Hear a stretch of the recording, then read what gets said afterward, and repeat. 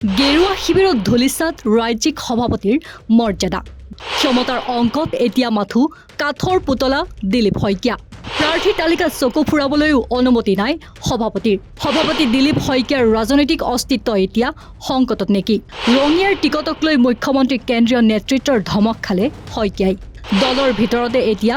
একঘৰীয়া খুদ সভাপতি শইকীয়া বিজেপিৰ ইতিহাসত কেতিয়াও নোহোৱা এক অভূতপূৰ্ব পতনৰ সাক্ষী হৈছে অসম ৰাজ্যিক বিজেপি বিগত 4টা দশক ধৰি সংঘ পৰিয়াল আৰু বিজেপিৰ নিৰ্লহ সেৱক হিচাপে নিজকে পৰিচয় দিয়া সাংসদ দিলীপ শইকীয়া এতিয়া দলৰ ভিতৰতে এক পুতলগা আৰু এলাগী চৰিত্ৰত পৰিণত হৈছে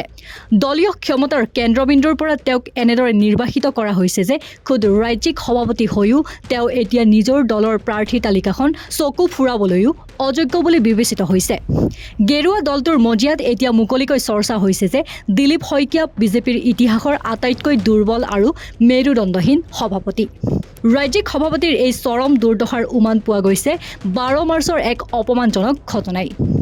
বিশ্বস্ত সূত্ৰ অনুসৰি বাজপেয়ী ভৱনত নিৰ্বাচনী পৰ্যবেক্ষক বৈজয়ন্ত পাণ্ডাৰ হাতত থকা প্ৰাৰ্থীৰ তালিকাৰ খচৰাখন চাব বিচাৰি হাত মেলোতেই খুদ সভাপতিৰ হাতৰ পৰা সেয়া আজুৰি লৈ জপাই থয় পাণ্ডাই এজন ৰাজ্যিক সভাপতিৰ বাবে ইয়াতকৈ চৰম অপমান আৰু কিবা থাকিব পাৰেনে কেন্দ্ৰীয় গৃহমন্ত্ৰী অমিত শ্বাহ মুখ্যমন্ত্ৰী হিমন্ত বিশ্ব শৰ্মা আৰু বৈজয়ন্ত পাণ্ডাই অতি গোপনে প্ৰস্তুত কৰা 89জনীয়া প্ৰাৰ্থীৰ তালিকাৰ পৰা সম্পূৰ্ণৰূপে অন্ধকাৰত ৰখা হৈছে শইকীয়াক আনকি গুৱাহাটীত অমিত শ্বাহৰ উপস্থিতিত কইনাধৰাত নিৰ্বাচনী বৈঠক সময়তো শইকীয়া ব্যস্ত আছিল সভাস্থলীৰ মঞ্চ সজাত মাত্ৰ 200 মিটাৰ দূৰত্বত থাকিও তেওঁ সেই গুৰুত্বপূৰ্ণ বৈঠকলৈ আমন্ত্ৰিত নোহোৱাটোৱে স্পষ্ট কৰিছে যে বিজেপিৰ নীতি নিৰ্ধাৰকসকলৰ বাবে তেওঁৰ অস্তিত্ব এতিয়া নগণ্য দিলীপ শইকীয়াৰ এই বিপৰ্যয়ৰ আঁৰত আছে প্ৰাক্তন ৰাজ্যিক সভাপতি তথা ৰঙিয়াৰ বিধায়ক ভৱেশ কলিতাৰ সৈতে থকা তেওঁৰ পুৰণি ব্যক্তিগত সংঘাত ভৱেশ কলিতাই শইকীয়াৰ সাংসদ পুঁজিত হোৱা বিত্তীয় অনিয়মৰ তদন্ত কৰি শইকীয়াক বিমূৰত পেলাইছিল সেই আখেজ পূৰণৰ বাবে এইবাৰ সুযোগ বুজি ৰঙিয়াত ভৱেশ কলিতাৰ টিকট কাটি নিজৰ পছন্দৰ ৰাতুল শৰ্মাক জাপি দিবলৈ গৈছিল শইকীয়া কিন্তু এই ষড়যন্ত্ৰৰ উমান পাই কেন্দ্ৰীয় নেতৃত্ব আৰু মুখ্যমন্ত্ৰীয়ে তেওঁক যিহে ধমক দিলে তাৰ ফলত এতিয়া শইকীয়াৰ অৱস্থা কাহিল বুলি জানিব পৰা গৈছে মঙলদৈ সমষ্টিটো নিজৰ পছন্দৰ প্ৰাৰ্থীক টিকট দিয়াৰ বাবে তেওঁ কৰা চেষ্টা ব্যৰ্থ হৈছে বিজেপিক অধিক গুৰুত্ব দিবলৈ গৈ তেওঁ এতিয়া কেন্দ্ৰীয় নেতৃত্বৰ চকুৰ কুটা দাঁতৰ খুলত পৰিণত হৈছে কেৱল কেন্দ্ৰীয় নেতৃত্বই নহয় দলৰ ভিতৰৰে আন সতীৰ্থয়ো তেওঁক এতিয়া কোনো গুৰুত্ব নিদিয়া হৈছে